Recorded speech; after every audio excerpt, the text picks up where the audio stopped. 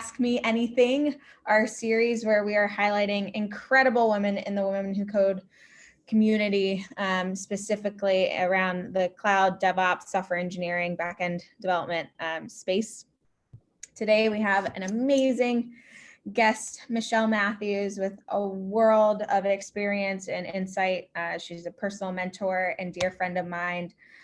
We've worked together at Capital One and in our Women Who Code community, and I'm really excited for you all to have the opportunity to hear from her and ask her your questions. But before we dive into the main content for today, my slides went a little bit too fast. About the Women Who Code organization, this incredible organization that we've been highlighting for the last couple minutes in our intro, has a mission to inspire women to excel in their technology careers. We see a world where women are represented equally across the technology landscape as founders, executives, board members, software engineers. We're really trying to move the needle on creating a diverse and equitable industry. Our target are engineers with 2 or more years of experience looking for support and resources, connections in order to level up to the next step in their careers. At any and all of our events that we hold, the digital spaces that we occupy, our code of conduct is in play. To sum it up, it says Women Who Code is an inclusive community, and we are providing an empowering experience for absolutely anybody who wants to participate, regardless of how you identify. If you are here to further our mission and vision, we welcome you with open arms. You can read the full version of our code of conduct and access our incident report form. Hopefully you won't need to do that at womenwhocode.com/code of conduct. For those who are new to the Women Who Code cloud space, there are plenty of ways to stay connected with us. Follow us on social media at www.codecloud. All of our events about our leadership team are posted on womenwhocode.com/cloud. You can reach us directly with the email that you see on the screen. And all of our events that we hold are not only offered to you digitally, but they're recorded and placed on YouTube 1 to 3 days following the event. And there's a cloud playlist on the Women Who Code YouTube channel. And finally, if you are new and not in our Slack channel, I will drop the link to our Slack invite. We'd love to have you. Tons of conversations going on, lots of great resources being shared, and along with the other channels that you see here is a great way to stay up to date and in the know with all the great events that the cloud team is putting together. Next. So without further ado, I'm going to introduce, like I said, dear friend, incredible mentor, Michele Matthews, who is a director of inbound and payments technology at Capital One. I am not going to spoil her intro, but she leads some agile development teams that are servicing a platform utilized by over 2 million customers and processing like $30 billion in payments a month.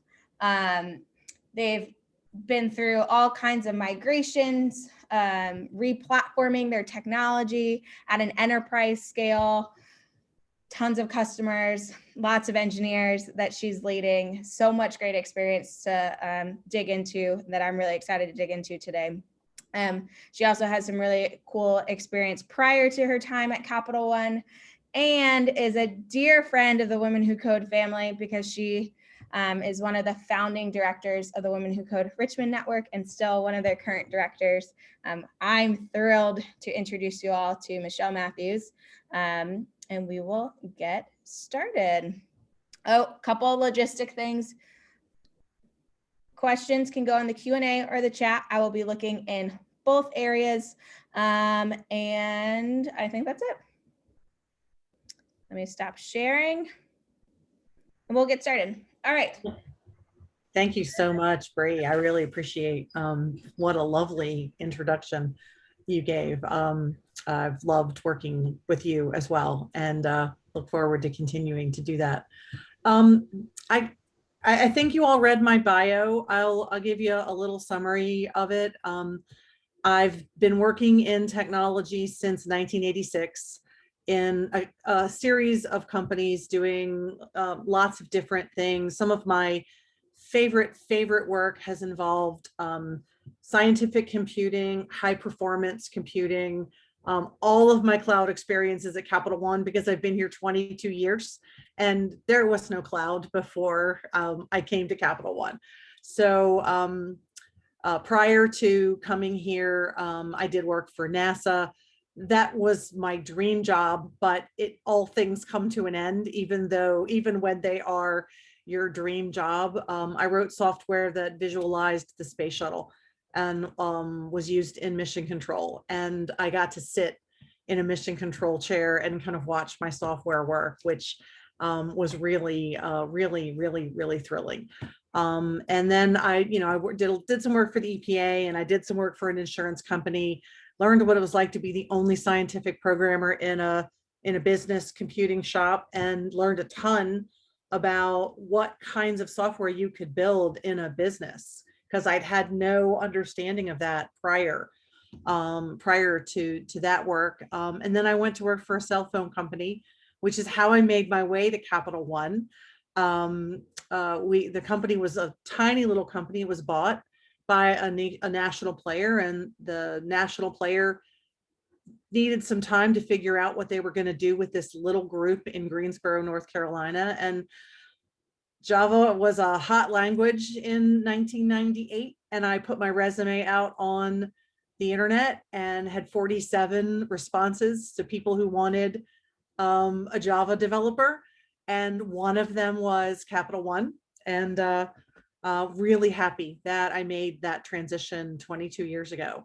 I came in as a Java developer and have really taken my career from an individual contributor, occasionally a tech lead, to leading an organization now of 100 people and being responsible for a really big part of our credit card application space.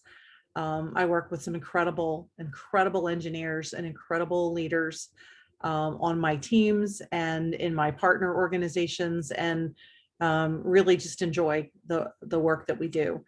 We solve some really hard problems. We've just recently decommissioned a very large legacy mainframe application as part of the payments domain, moved all of that capability as the last piece that we moved into the cloud of our domain. And now we have 100% of our application running in the cloud, not on the mainframe. Do we still have modernization to do? Yes.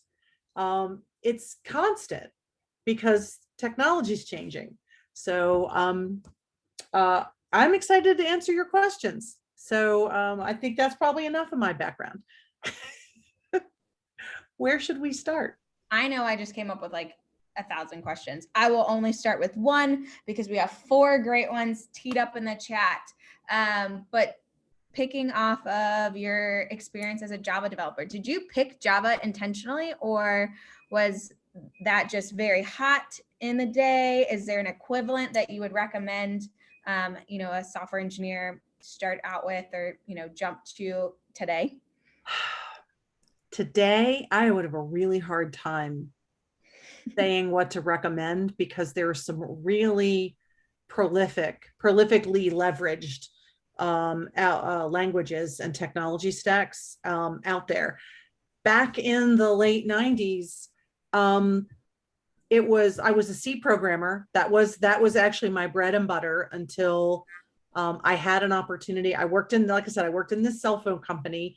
Our call center domains were built in PL SQL on top of an Oracle database, and they wanted more.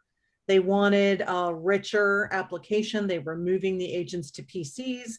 And so we were looking at technologies, and Java was one of the ones being considered, and Java was really hot back then.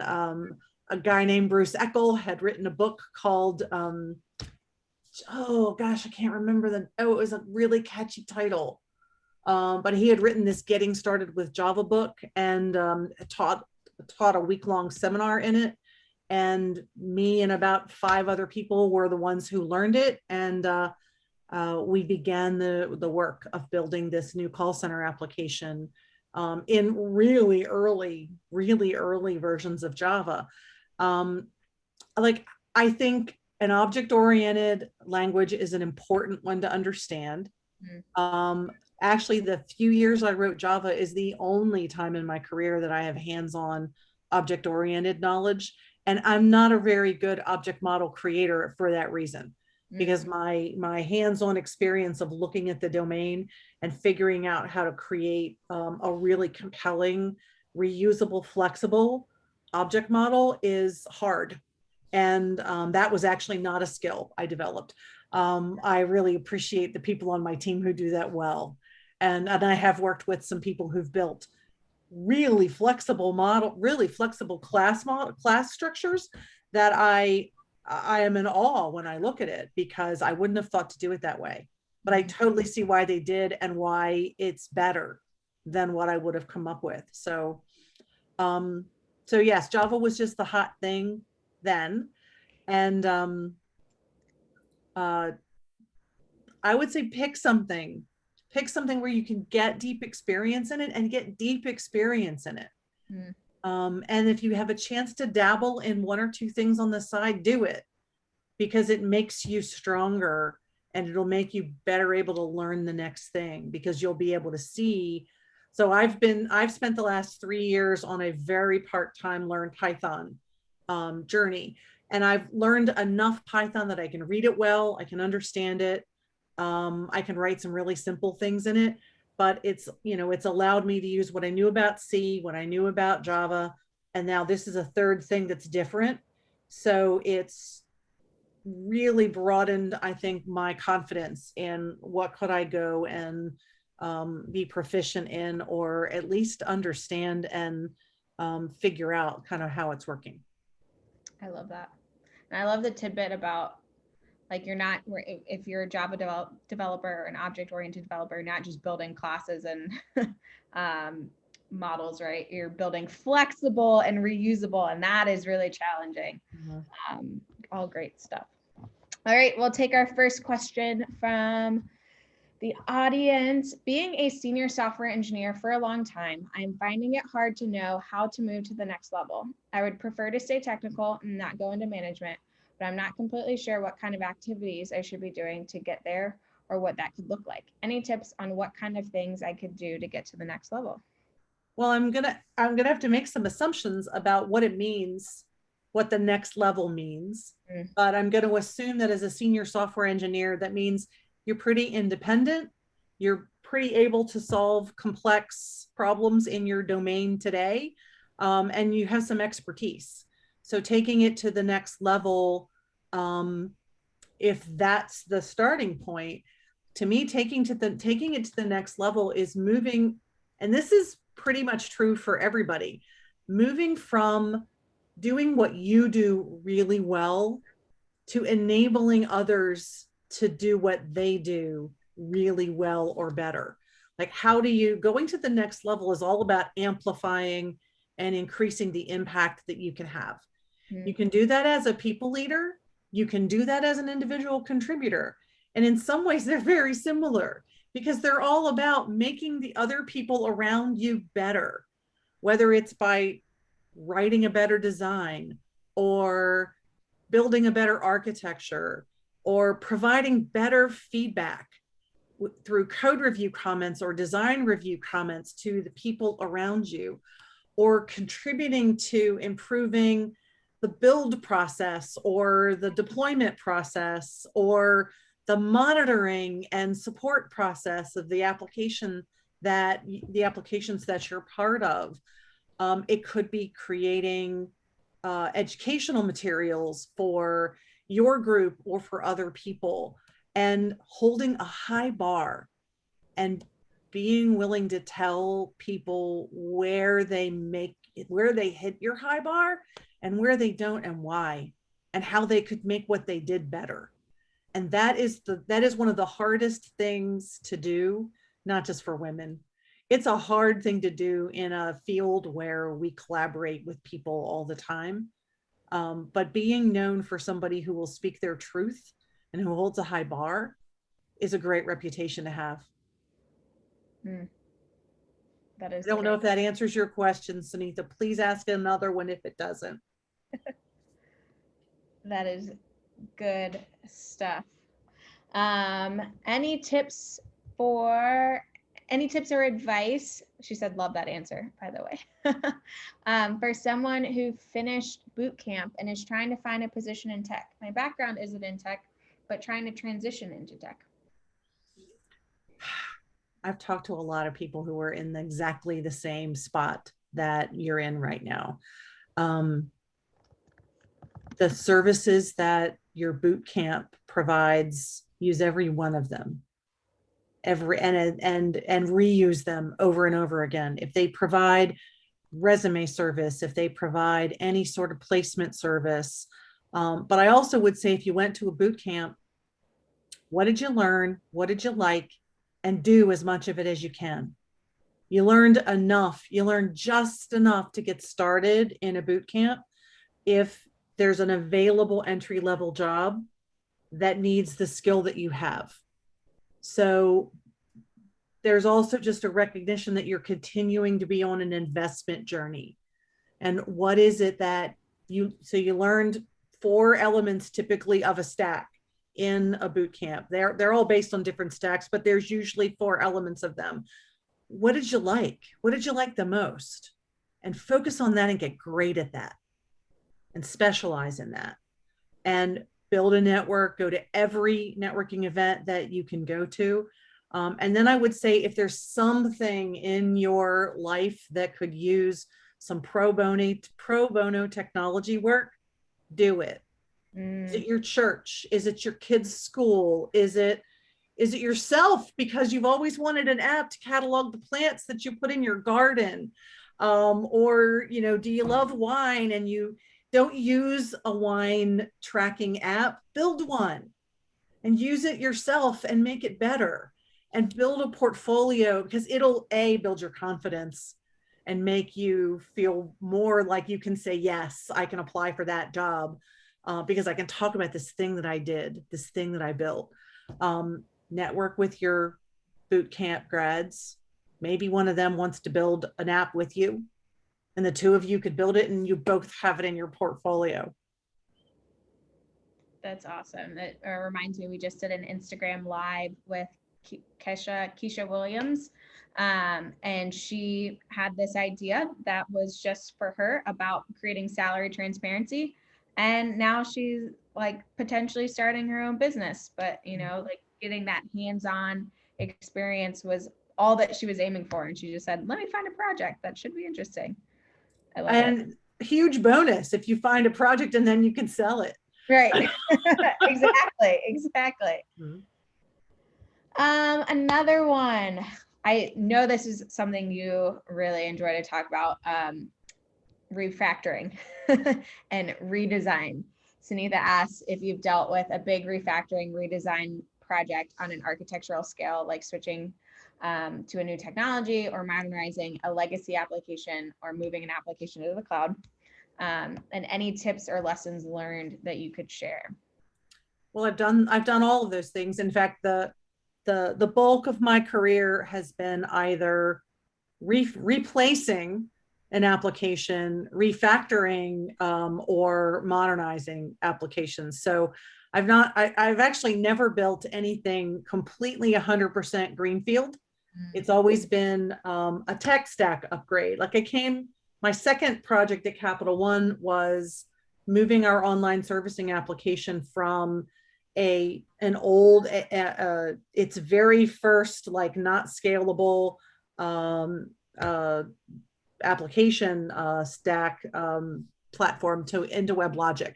Early versions. I think it was a WebLogic 1.0 something, because it was in 2000. But so it was building something new, but it was building something new in the service of replacing something that we had. And then we just got rid of this legacy third-party application in the payments domain where it didn't have any documentation, which often happens when you're refactoring. If you have the luxury of having documentation that you trust, that's awesome, but you often don't. So figuring out what does it do? What should it do? To make sure that you know what your new thing should do. If you have the luxury of automated tests, so you can make sure that it works, awesome. If you don't, use this as an opportunity to build new. Like, there's a reason why you're replacing or refactoring something. And always try to understand what that is and how do I make sure that doesn't happen again. So how do I make sure I build my application if my old one didn't have any automated tests and didn't have an automated pipeline? Well, can I build my new one so that it does? And so I leave it better than I found it. And it's always going to be harder than you think it is. There's always going to be something that you expected you would have a solution for, and the solution doesn't work. And I would say always avoid big bang cutovers. So if you're refactoring something or you're replacing something, figure out a way to move 5% of your capabilities to the new thing and let the new thing settle and figure out where its bottlenecks are or where its scalability problems are, or where it's not flexible the way you need it to be. And then, I think I tend to hear it worded as like a hollow out strategy. So make a new thing that is the framework for your replacement, and then begin to move capabilities a little bit at a time. The other thing that it helps you do is it helps you find as much as 80% of the application the old application that nobody's using anymore. So 80% of a business's function is done with 20% of their software. So I don't know if you guys have heard that whole 80-20 rule. Like, you're not going to need 80% of it. I've not heard that before. So it's an agile statistic as well, where people will define the scope of a project and they'll put everything into it because they think they're never going to get a tech team again. And if you actually assess how much of that capability gets used, almost 80% of it is never used or seldom used. So also build the first 20% and then see what do you really need the rest of that? Or could you go on to the next thing? And have you ran into issues? I know, like, on our team, as we do that hollow out strategy, sometimes then you have to decide like an interim strategy. Does that ever get kind of kludgy while you're like half in the modern, half in the oh yeah. Back when we were moving from the old version of our online servicing to the new version, we actually had a situation where the customer had authenticated in the old system and we needed a mechanism to pass them authenticated into the new system so that they didn't have to log in again. And we had to come up with a strategy that was secure enough and wasn't going to be able to be compromised, but was going to be fast enough that the customer wouldn't notice. And we came up with a very might not pass muster 20 years later from how safe really is it? But we came up with a mechanism. Now we have all these great authentication engines that do that for us, where we actually wouldn't need to build anything. But 20 years ago, we needed to build just an authentication bridge to stitch these two systems together. So yeah, sometimes you'll need a data bridge. If you've got two data repositories, you're going to have old data in one and new data in another. And do you ever convert, or do you just let the old data run off? You have to make that call. If I have 20 billion data records and I only keep them a year. Do I bother to convert, or do I write something that lets me look at both for a year? And it's a decision. It's a choice. It's a cost. Right. So you'd have to look at the business value. Why do you need both? And then can the old stuff run off? Have you run into where you've built bridge code and then it still lives around after the Yes. modernization is done? Yes. And any tips for getting folks to be able to prioritize that with their leadership, like to strip away? well, at the end of the day, it's a cost to continue to own it and support it. Mm. And it's a cost to make it go away. And it's a business decision. But quite frankly, sometimes that's a pretty yucky job that none of the engineers want, which is maintaining that old code. So it's how do you balance? I've got this old thing. Nobody really likes to play with it, but it really isn't very valuable to get rid of it. So then, what I will do is try to find the compelling reason to get rid of it, and elevate that up to my business partners, or get a group of people to share managing it and supporting it so that nobody feels stuck and that everybody is continuing to advance their skills while we're partnering with our business on when do you get rid of this old thing. I got a lot of that in my payments has been a core part of Capital One's credit card business for its entire life. And there are a couple of old things that we're still have not quite gotten everybody off of yet that we manage. And we're going through that right now with one of them where we have to invest in it because we've discovered some vulnerabilities from a security perspective, and we have to figure out what to do about it because the people who use it aren't quite ready for us to turn it off. And we don't want to affect our customers. So we're figuring out what's our strategy to make it not terrible for our team, but supporting our customers as well. And it's never perfect. If it was perfect and easy, we'd always pick the perfect and easy way, but it's not. I love that. A little bit more into refactoring. Are there any, like when you're actually in a code base, I think there's a book that you've recommended to me in the past, and I can't remember it now. But are there any tidbits about like refactoring old code bases outside of like architectural designs that you have?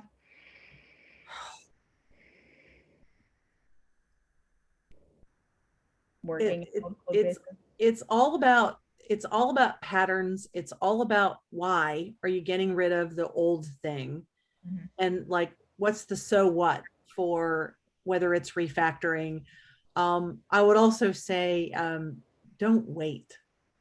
If you've got technical debt, like there should be a list. Even if you're the only one who has a list, if you know there's 50 things, what are those 50 things, and what's the worst one? Why is it the worst one?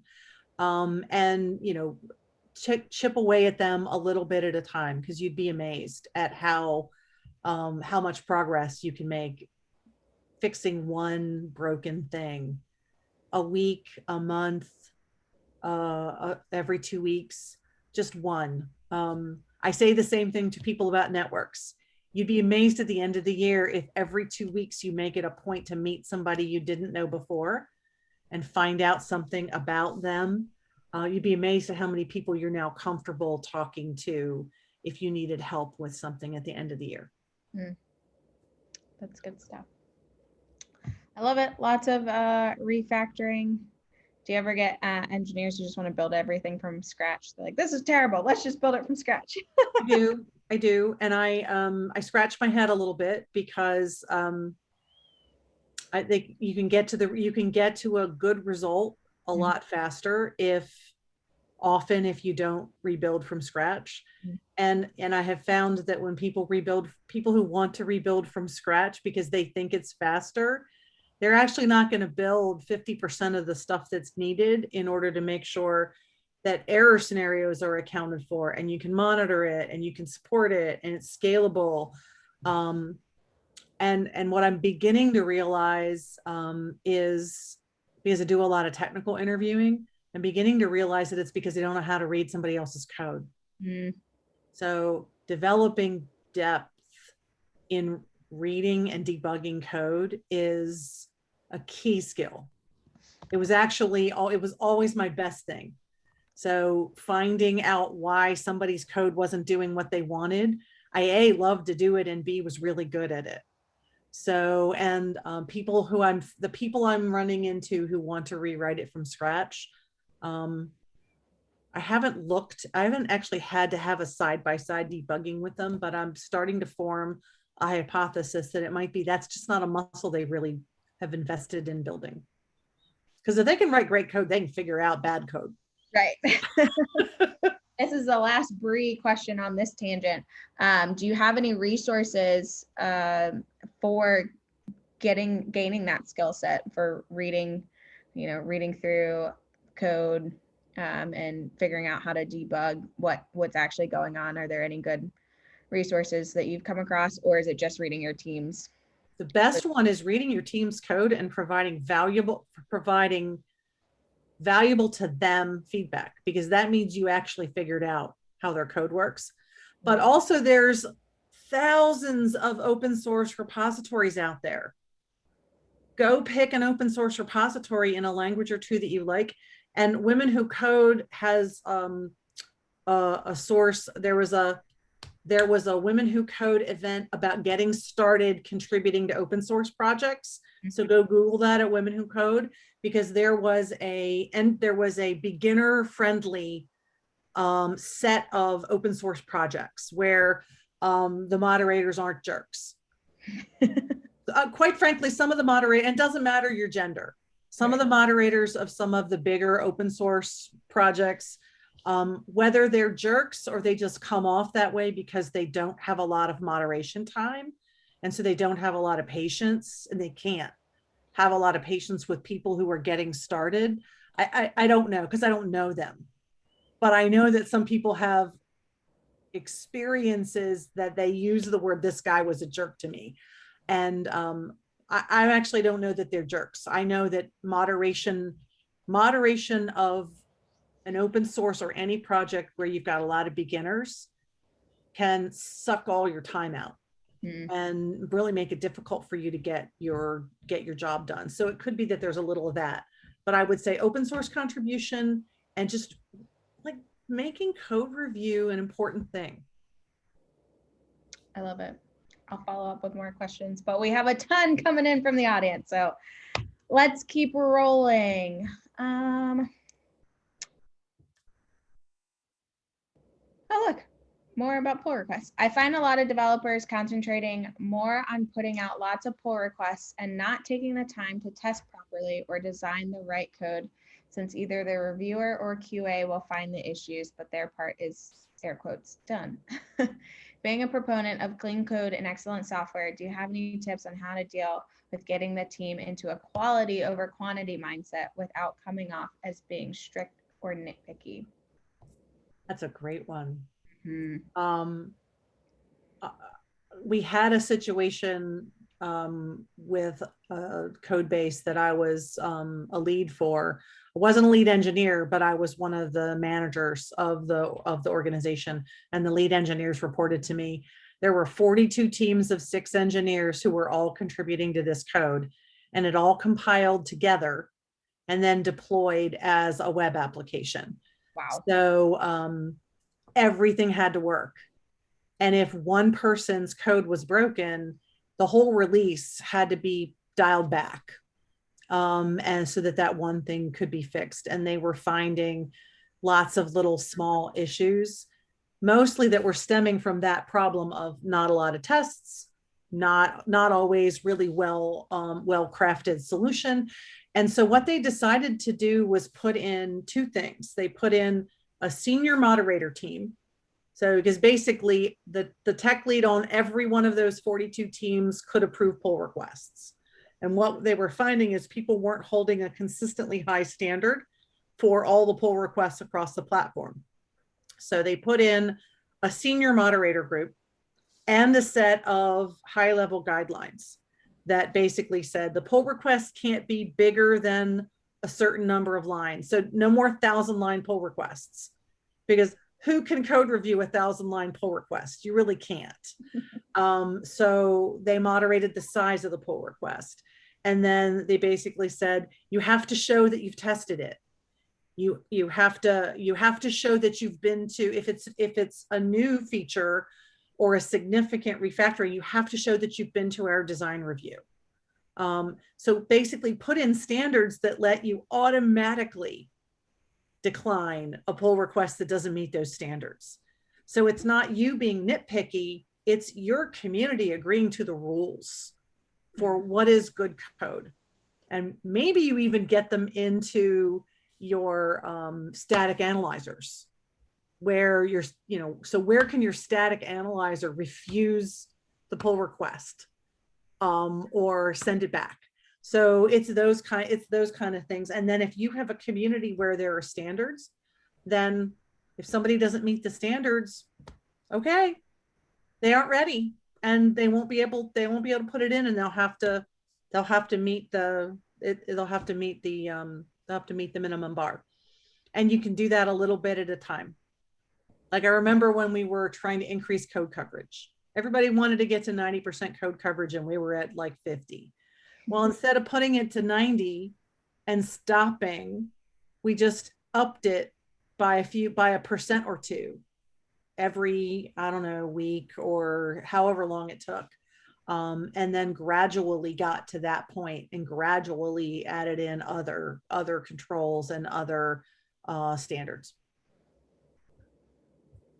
I don't know if that helps. And you could also give talks on clean code and encourage your peers who feel the same way you do to also give talks on clean code, and like make a dialogue about how all of our lives are better because when we do this. I love that. It will be on YouTube, Sunitha. She's like, I have to go back and re-listen. Yeah, so many good nuggets in there, especially about getting that team and group of people, because when it's one person, it does feel like just that one person is being nitpicky, as opposed to like, we're all in this together. We've all decided these are what our standards are. And I think when you have that collective collaboration, it also allows for a little bit of that creativity and fluidity in the designs and the way that you write software. You can bounce ideas off of other people. Is it just not making sense to me? And, everybody else gets it. So maybe I need to go back and relook at the code, or have you written lines that nobody's understanding and therefore it's not clean because it's not shareable? You actually made me think of one other thing though, because we do live in the real world. Mm-hmm. We all have jobs with businesses that actually need to run their business. So have an exception process. Be clear about who makes the exception, and be clear when the exception is made, when is remediation required? So, okay, I'll approve this pull request, but you're going to fix this within the next 2 days, 3 days, or we're not going to release this component again until this is fixed. So whatever your process is, you will need to have an exception, because there are no absolutes. We're running a business. So accept that and figure out what it's going to be. I love that. It is so true. That would have been a hard one for me 20 years ago. Because 20 years ago, I would have gone, no, that's just wrong. Why would I let that into production? That's just bad. That's my current learning and it's normal. Like when you do something good, it's normal to expect everybody else to do it good. And you just have to be realistic sometimes. Right. Let's see. How did you transition to your director role? Did you get any management training? What are some of the greatest challenges you've faced as a director?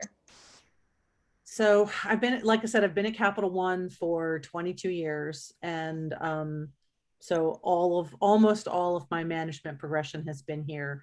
And I have been incredibly blessed with a tremendous amount of training and on the job and mentoring and experience.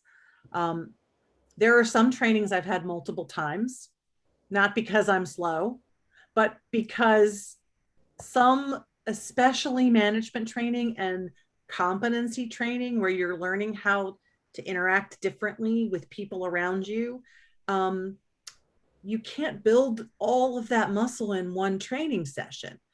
So like you can only learn what you're ready to learn about from a set of materials.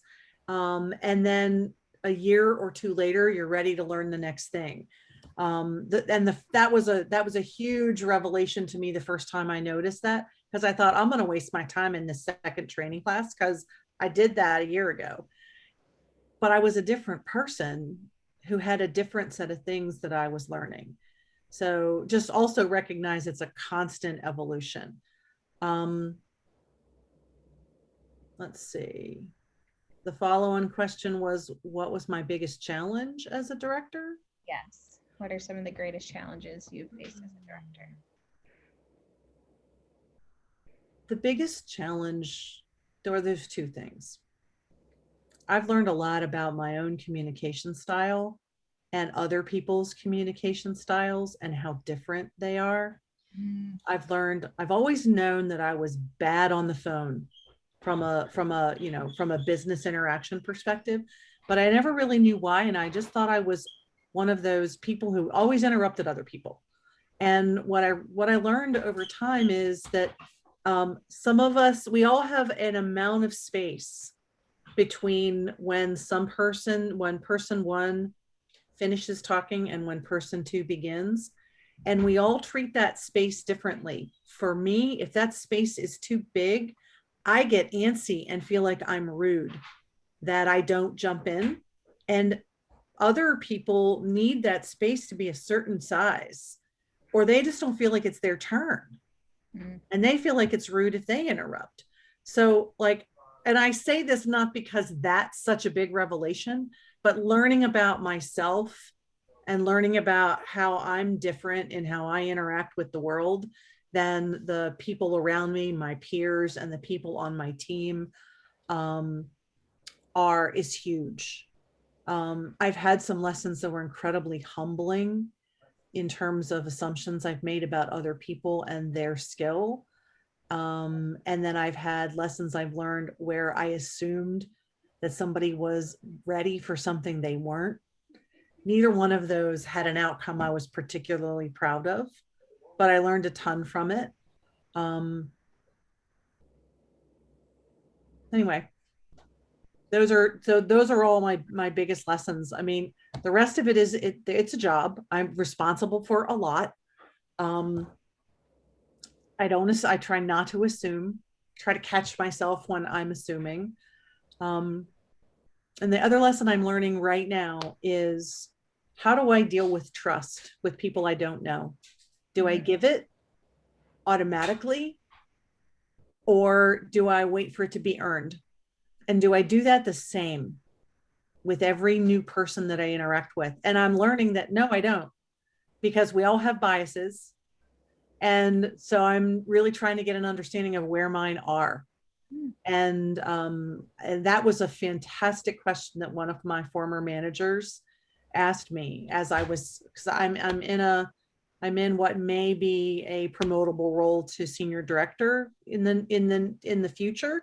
And so as I took that role, that was his biggest question to me is, you're going to have to make decisions a lot sooner about whether you trust somebody's answer or not, and whether you trust somebody's decision making or not. And you have to figure out that for yourself. And he was right, because it's different in different situations. And I'm learning a ton about how I do that. I want to grant trust to people by default, but I'm finding as I look at it that I don't do that 100% of the time, and I'm trying to figure out why. I love that self-reflection and awareness. Something we can all use. Absolutely. I love that. Speaking of biases, have you experienced any gender bias throughout your career? And do you have any advice on how to deal with gender bias in the workplace? So I have the luxury of joining the technology workforce in 1986 when women were represented at a level of 40%. Graduates from computer science and working as software engineers. So I would say at the beginning of my career, no. Have I felt splained? Yes. Have I felt like people have, I've said something and someone else has said the same thing and someone else was listened to? Yes. The weird thing is it hasn't 100% been gender. It's been the listener's bias. Sometimes the listener's bias is gender oriented. Sometimes it's not. Sometimes it might be the way I word things, the way, so figuring that out. So when you feel like there's a bias, I would say lean into it. Don't assume that it's because somebody is doing you wrong.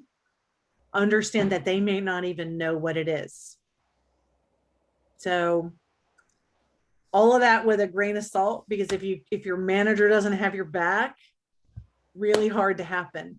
And I've had that happen. And I actually left one of my former jobs because there was a very unequal feeling about pay and whether men or women should be paid equitably.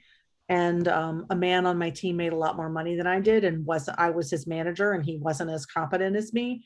And my boss said he should make more money than you do. His wife doesn't work, and they have a child, and he should make more money than you do. I had a 2-year-old. and I went to his boss and asked the same question and got exactly the same answer and said, you know what? Time to polish up my resume and move on. It was a small company in a small town. And I decided I wasn't going to spend my energy trying to fight that. Do I wish I had?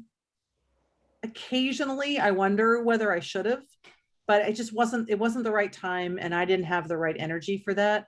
And protecting yourself is my number one piece of advice. So there will always be biases, some of them will be gender and some of them won't. Awesome. Let's see. Here's one that's very relevant to, I think, a lot of our lives as we've flipped things upside down in 2020. Can you talk about how you've flexed to manage remote teams and how you keep remote team members engaged? That's huge. And that has been a tremendous amount of my time and the other people leaders on my team's time this last year. We purposefully talk about that as a leadership team on a regular basis. When we went remote, I decided that every member of my team was going to get a handwritten note from me in the first 4 months that we were remote. And they did. You're incredible.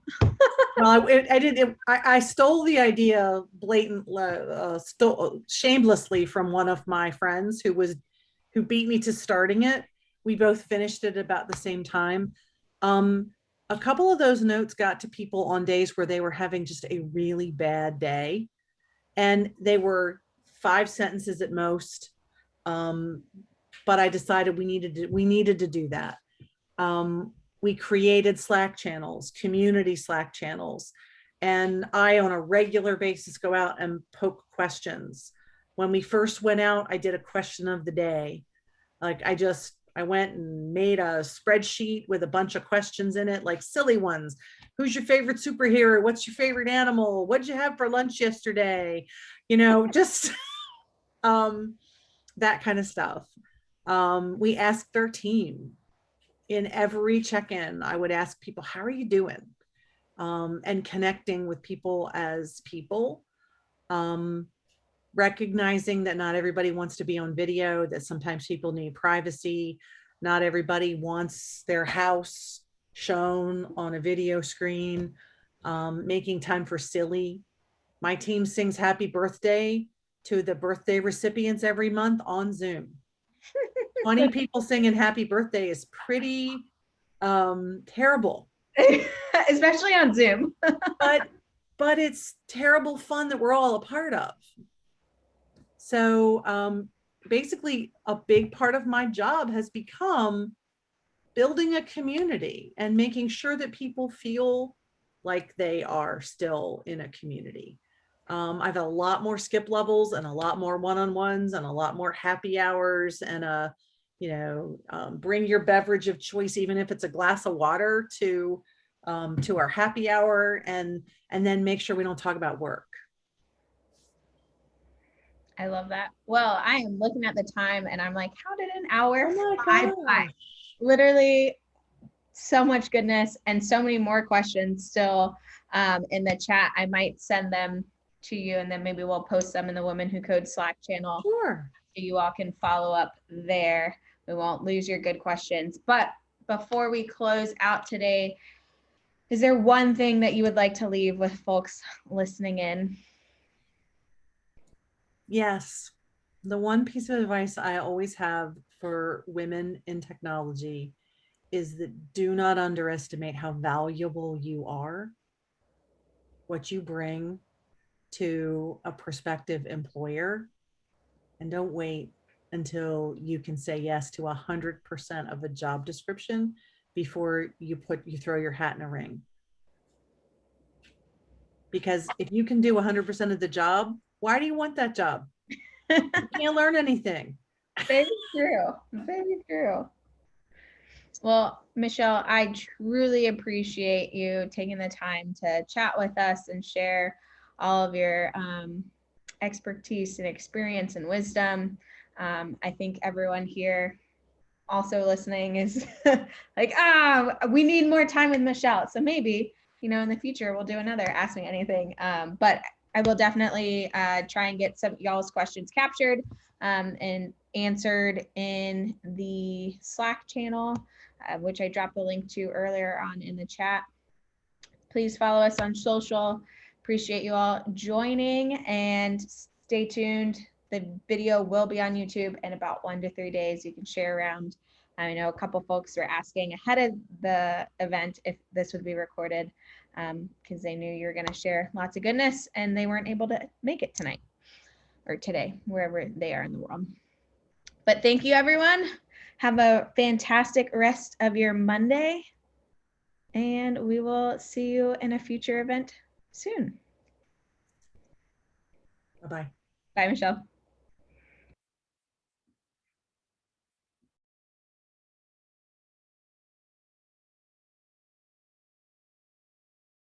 I will put the Slack channel in one more time for those who were not in earlier.